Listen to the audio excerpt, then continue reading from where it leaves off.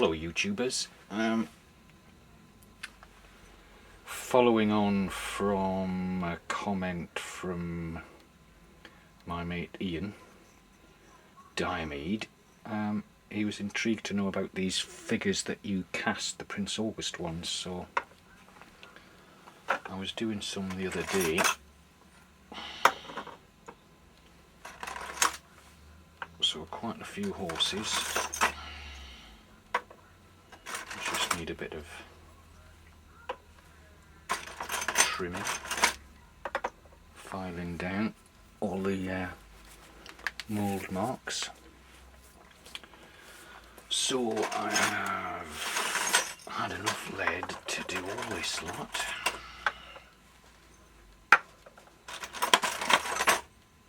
Pewter rather.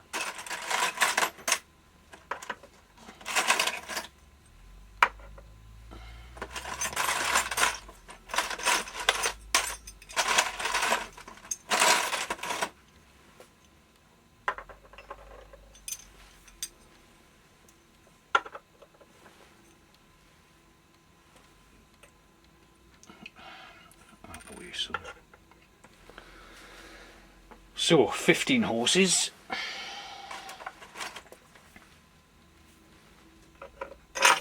Oops.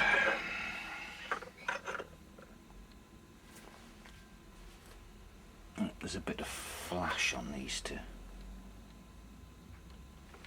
get rid of.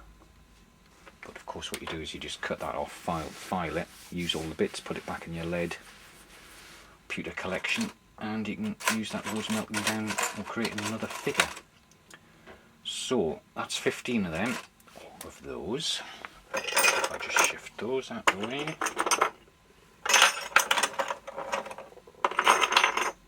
You can see by the scale they're meant to be 172, but if you put those next to an Airfix one, there's quite a difference. They're more like 28mm horses.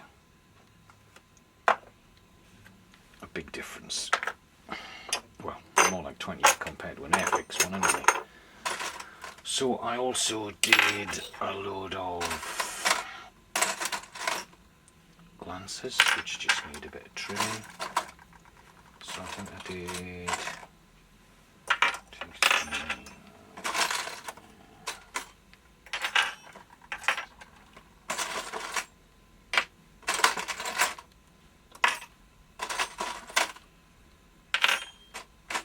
some of the lances I've already cut off, or some of them didn't come out very well, but they did on others, so I melted back the soldiers that didn't come out very well, but the lances did and kept the lances.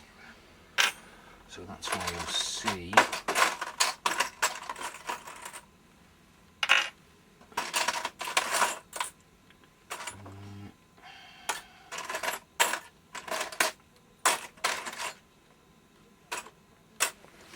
so how many have I got there? I have 3, 6, 9, 12. So I've got 12 of those guys.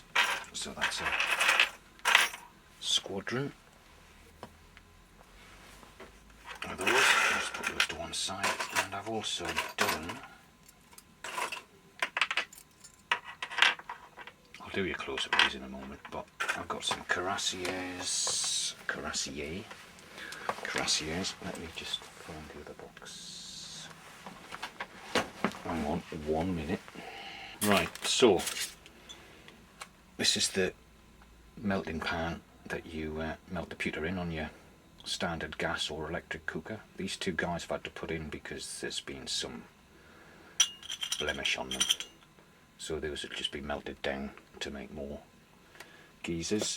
Another 3 horses.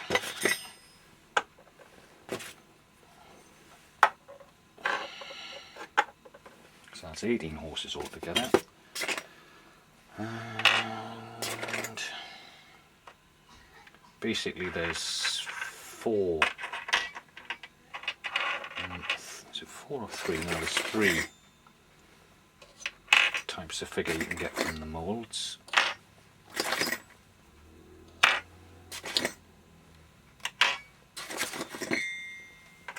That's clang, isn't there? And the trumpet. that's that lot. And the moulds are basically, if you haven't seen Prince August before, then this is probably of more interest. The moulds are like this. So you get two halves, you put them together. These are for British line infantry, the original set I got. So you put them all together like that, and you then put your two bits of hardboard on there, clamp it, and then pour in your hot metal, leave it to set, and then open it up and you get your figures. So you can produce as many as you want.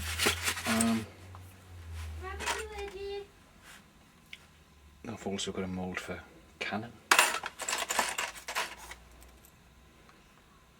and the wheels which need trimming,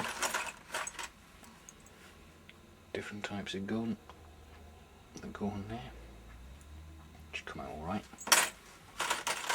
As I say, every time you make a Pig's Era one, you can just put them back in, melt it down again, have another go.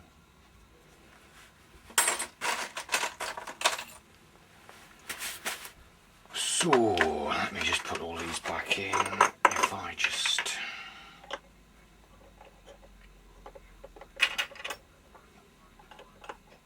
have to do a bit of filing to get these guys to fit properly.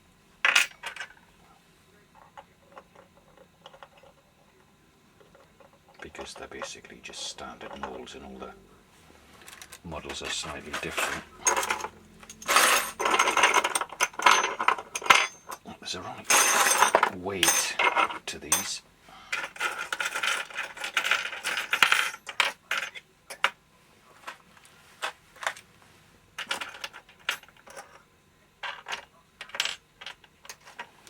So what I'll do now is I'll just take the camera off the tripod so you can have a closer look at these.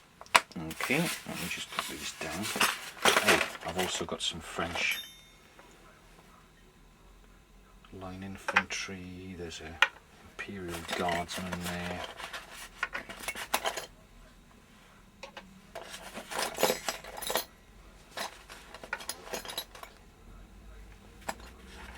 So you can just keep casting and casting and casting until you run out of metal.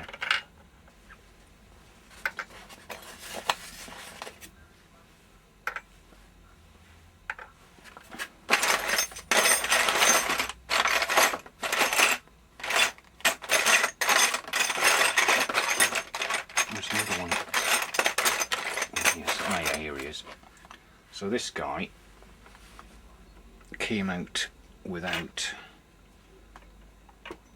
the gun, so what I was going to do with him was just stick a metal rod in there, use it as a standard bearer. Saves me doing any conversion work because it's sort of accidentally converted himself, so he'll be good for that.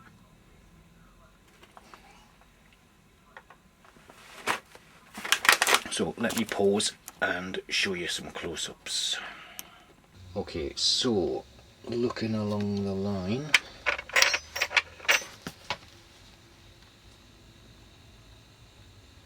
they're not fantastic figures, but since they cost you next to nothing to make, because I've been writing down old soldiers that I didn't want, was never going to use.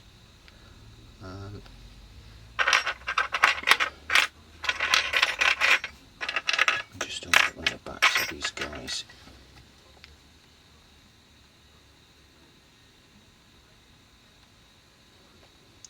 Of course, a bit more detail will come out when you put the... Some will come out better than others, you know.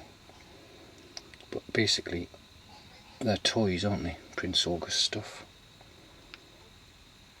And even between these two figures, there's a difference in size, you know. It's not particularly standardised with these ones, so basically they're okay as cheap figures.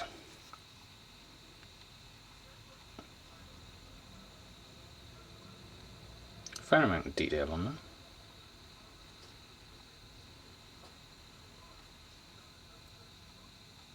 The hats aren't bad,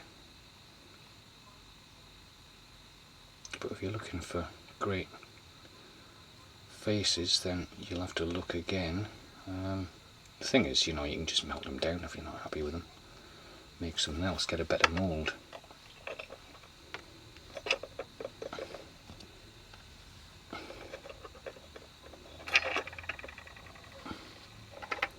And when they do sit on the horses properly, when I've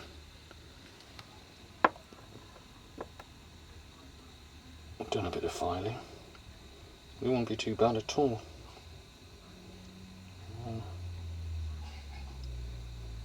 But you compare these to the Airfix cuirassiers and they're a lot bigger. But from a distance, one side of the battlefield to the other lot, then you're not really going to worry.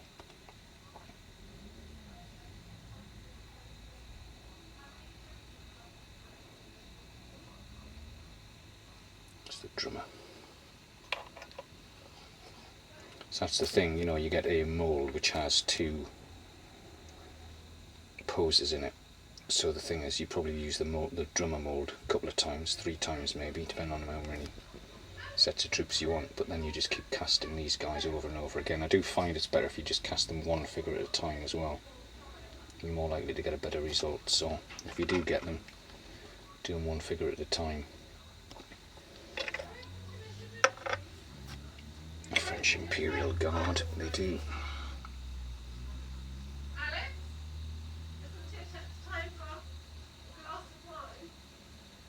The alcoholic calls. See, the Imperial Guard aren't bad at all. Unfortunately, I don't have the moulds for these, so I might invest in them. I inherited quite a few of these that had already been cast and asked for if they still had the mould for them. This mate of mine at work, and sadly no, which was a bit of a shame. Because the Imperial Guard actually are not bad at all. So, it sounds to me as if I'm being called for the wife's alcohol problem. Okay, so have a look at these guys anyway as an example of what you can do with the moulds. I can't remember how much the moulds are, but look on the Prince August site. They're not particularly expensive, I don't know, £5, something like that. And then the rest you just spend on the lead. Okay, and it's quite good fun casting them as well. Right. Don't know if anybody else has this problem, but it is quite incredible in this house that women are incapable of opening a bottle of wine. But funnily enough, they have no problem drinking the bloody thing. Necking it. In fact, no problem at all. It's funny that. Never figured it out. So yeah, that's why I got called away. I think it was taking the top off the... because it's one with a cork in it, isn't it? It's a fizzy one, a Prosecco, so I get the added bonus of another cork for my cork collection.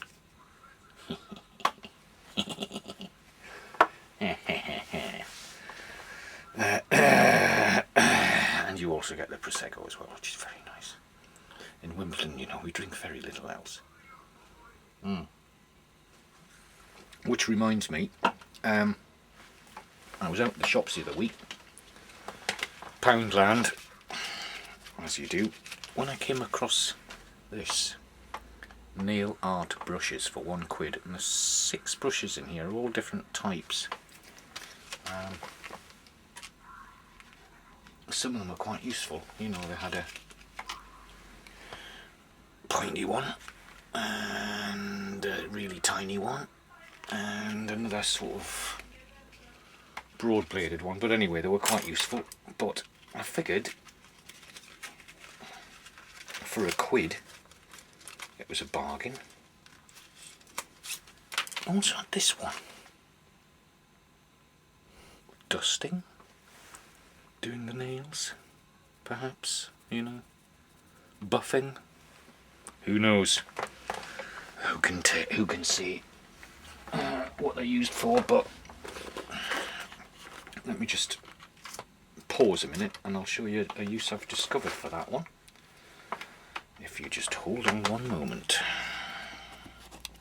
So, rather than me sitting here painting every night and not actually finishing anything, which was beginning to annoy me, I started finishing things. So I started finishing off the Esky and the Airfix and those Prince August guys that I had sitting around on the top. I counted those 57 of the Airfix and Esky there, and there's what, 3, 6, 11, 12, 13, 14, 15, 16, 17, 18, 19 of the Prince August guys in there. So I might have to mould a few more of those. But this little brush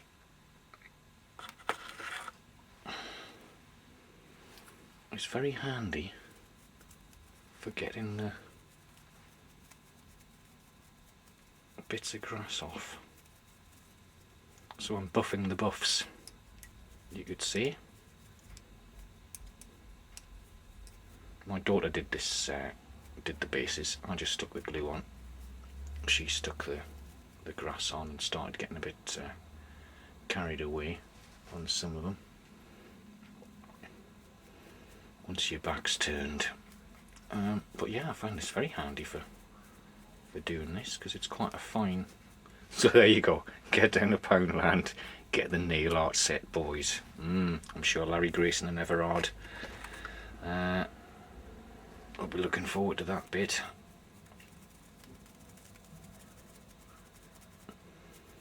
So yes, you can always find a use for something, and that is doing a very good job, I must say.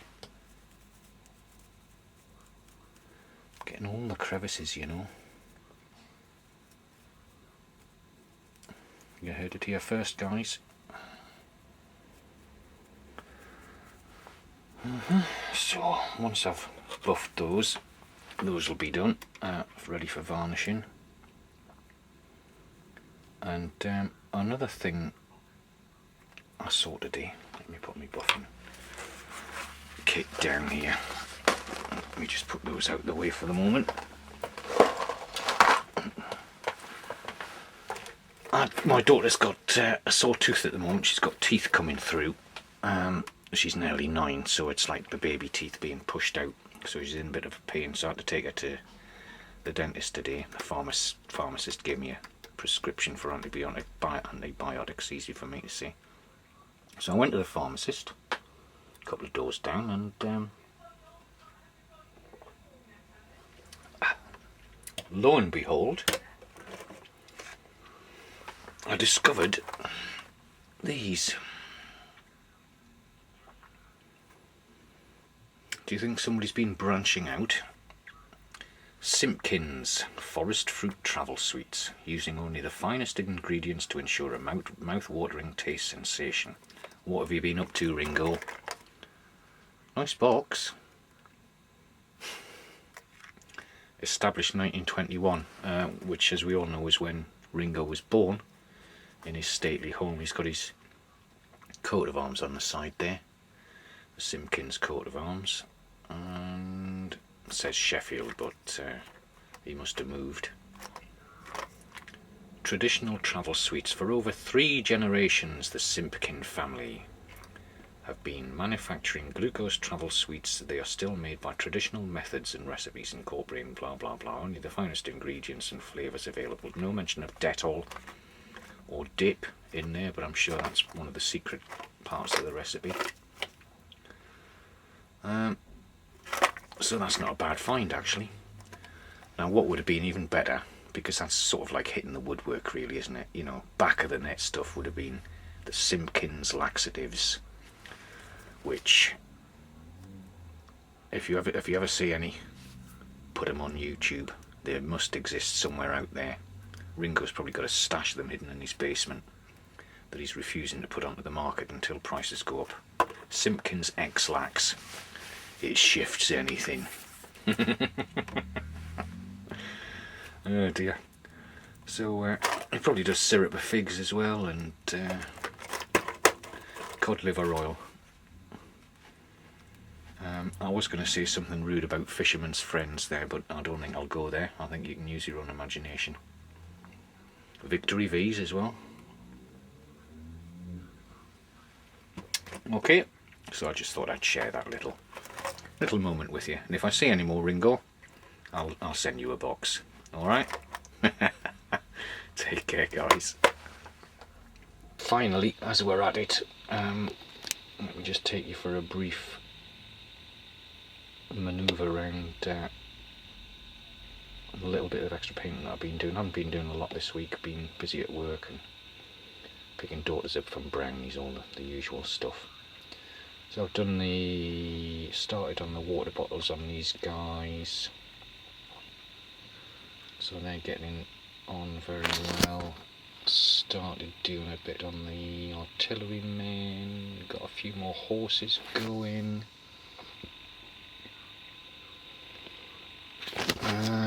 Did a bit more basing. Let me just shift these out of the way. Sort of jazzed up the basing a little bit on the hussars as well, starting to add a few rocks and bits of sprig just to make them a little bit more interesting. A few little rocks in there, like chalk rocks, just to give it that extra bit of interest on the bases. You know, I haven't got the sort of bare bits and the tall standing static grass that you guys would do with a 28mm. I'd love to know how you do that, so if somebody shows me one day how you're actually doing these bases. Nobody's done bases, have they? Really? You know, Van Ketteringham sits there and he puts them in a box and sprinkles grass over them, but that is the only video I've seen of anybody actually doing any basing. From what, you know, it's all been a fait accompli as the basing is done. Is this some secret mystic process, boys? You must show this, because the bases make the figure in some ways. You know, I've added a bit of gravel on these geezers. Some of the bases you guys do are absolutely outstanding. You know, pancake stuff, great. Liberator stuff, great. Ringo's stuff, excellent. British Legion, his stuff's always very good, so, you know, give us a few tips on them, lads. Be very, very nice to know and see. These guys, very near completion as well. The last few Airfix guys, just painted the bases brown. This is the thing. Sounds like a song, doesn't it? We painted the bases brown. And so then I just stick some glue and chuck stuff at them, really. There's got to be a better way of doing it, you know? Show me what you do, boys. Because it's okay, like that. It looks alright on a grassy feel, but stuff that you... That's the thing, isn't it? You know, because you guys do sort of bare earth with little sprigs of stuff in. How does that look on a green field? It's sort of a bit incongruous, really. So at least with mine here, at least they'll match the terrain that they're going to go on. Alright, anyway, enough of that ranting. So yeah, done a little bit more on these as well. Got the horses ready, a few more horses standing straight, you might notice. Mr. Blucher, straight mate, straight as a die, and I use my special rig for that, which is,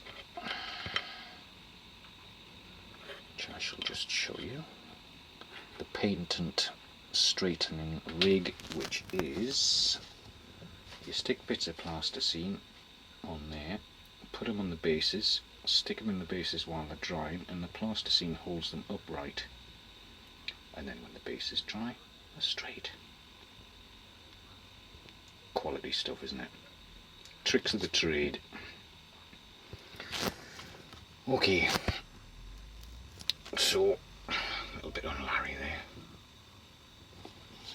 Zoom in on Larry. Shut that door.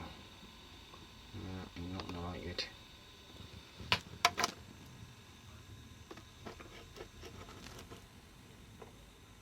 So yeah, a lot more done. Pleased I've got all those guys off the top finally. I want to do a bit more finishing jobs before I have another batch waiting to go.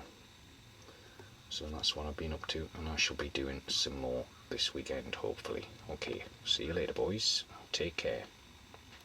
Bright the picture, but what I've also been working on is scratch building this farmhouse. You can obviously tell which one I've based it on. Not quite sure about the positioning of the buildings as yet, but this was my first attempt at doing it, so because it's basically just cardboard, there's no great cost involved in this, you know, it's all offcuts and bits of card, and I'm experimenting really to see, and bits of wooden coffee stirrers as well. I've put the guys in there for scale, so you get an idea of the size of it. Putting on these tiles one by one is therapeutic, to say the least. I'll say it's therapeutic, because they're a roof this size, there's going to be a lot. I've only done a few on the other side as well, but this one I've done both sides of, and I just mixed some PVA with a bit of grey paint, had a quick go at it. Well, my daughter painted it actually, who tends to help out a lot with things like that. It doesn't look too bad actually for a first effort. Don't know whether I'll leave it or not. I might put some little bits of green in there, you know, so show a bit of lichen, and obviously I'm gonna put bits of stuff creeping up the walls as well. But I mean, basically something like this, it looks, I don't think it looks too bad actually, to be honest. I might replace this front wall. I'll certainly repaint it anyway. I want to put a gate on there. I've already got a gate ready for it, which is made of coffee stirrers. So there'll be a gate either side of this entrance here. And let me zoom in here. Sam Peckinpah, he ain't. But that is the effect you want to get, isn't it? I should have some cotton wool, shouldn't I? Of the gun smoke.